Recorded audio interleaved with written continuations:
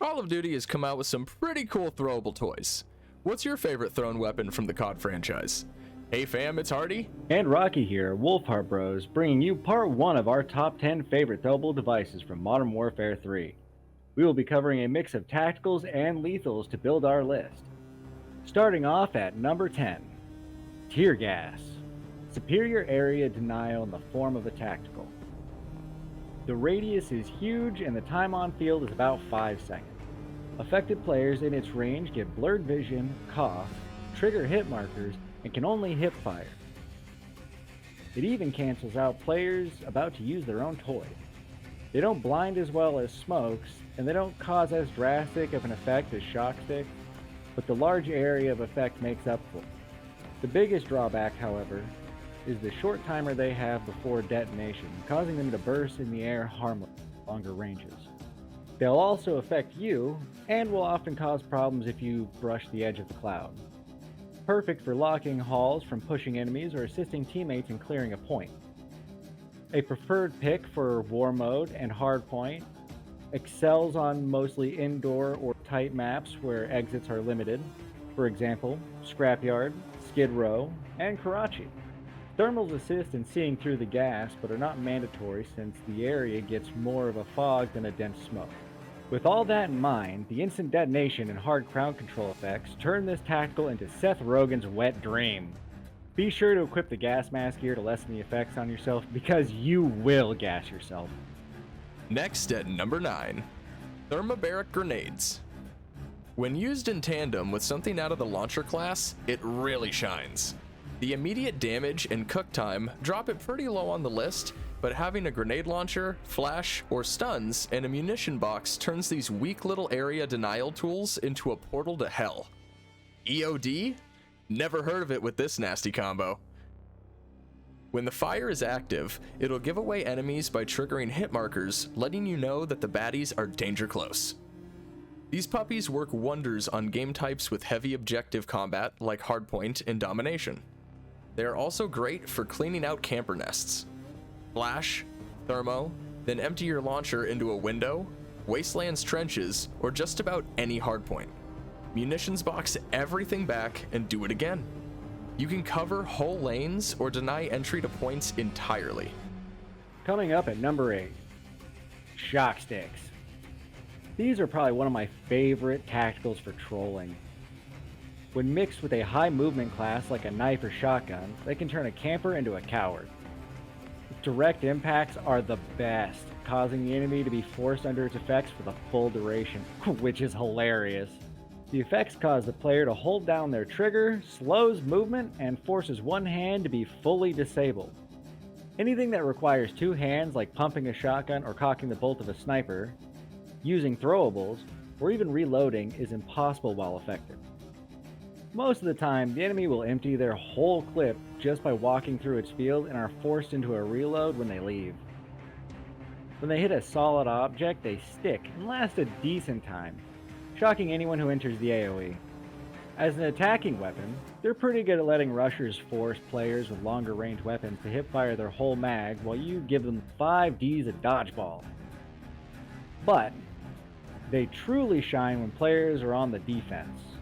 Using portable radar, heartbeat sensors, or even a simple UAV lets you know what way the enemy is pushing. One of these bad boys in a door frame at the right time can stop any push dead in its tracks. They are great for objective game types and a solid laugh. If you haven't used one, give it a try. Sounding off at number 7, Decoys. Low-key, these are some of the greatest tools around. At first, it seems pretty pointless, but after some practice, they become one of the best tools in the game. Players in this game, even us, will mindlessly run towards red dots on the radar. This controls the flow of the match in subtle ways players might not notice at first. First off, I like these with a mid to long range weapon like rifles and LMGs. Anything that lets you create kill zones with slower, heavier bad boys. Secondly, be sure to have on score streaks rather than kill streaks. Low-end kill streaks like UAV, not counter UAV, the care package, and the SAE are a beautiful pairing. They last 10 seconds, and every player killed in a wide proximity to the decoy gets you an assist. When used right, you can force the whole match to take place in just your kill zone, and even if you can't clean up every single enemy, the assists from damage and proximity to the decoy can fill up that score streak bar fast. Now your team has a constant UAV, positional advantage. It's over, Anakin! I have the high ground! You underestimate my power! And the enemy can't trust their own radar.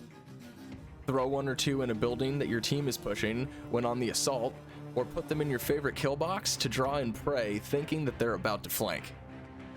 It's really key where you put them, and while they bounce around, some spots are just not believable and will give your plan away. Nobody is fighting out in the open snowfields of Derail or Wasteland. Put them in places that people would be. In fact, throw them at your camping teammate. Be the camping teammate and put them at your own feet. Just be sure to space them out either with distance or time, and be sure to have a way to resupply them. When used properly, they can be used to level up weapons with ease, especially ones that you aren't too fond of. The other negative is longtime players are probably so jaded to these that they're rarely going to fall for them. The time in between sound effects and radar pings are consistent and a dead giveaway. Oh, and you can destroy your own decoys, so tossing in an explosive right after is not recommended. Getting loud at number 6. Semtex.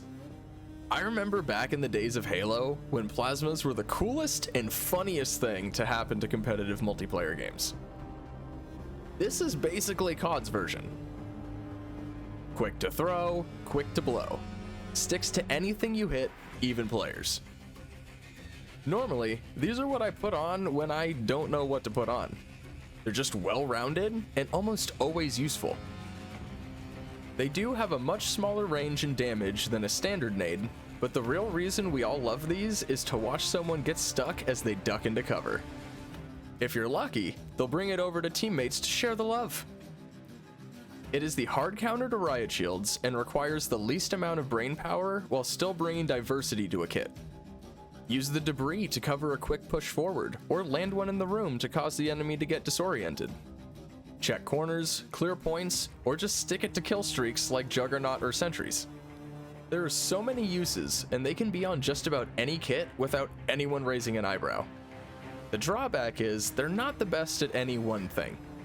Jack of all trades for sure, but not the king of throwables. Damage is lacking, and if you're good enough to stick people consistently, then you might as well pick up something better for your godlike accuracy, like a throwing knife or drill charge. More often than not, you're just going to get hit markers with them and have an advantage on a panicked and weak enemy. Thank you all for watching us here at WolfHeartBros, and as always, stay amazing. If you like this vid, be sure to keep an eye out for part 2, and check out some of our other content in the links below.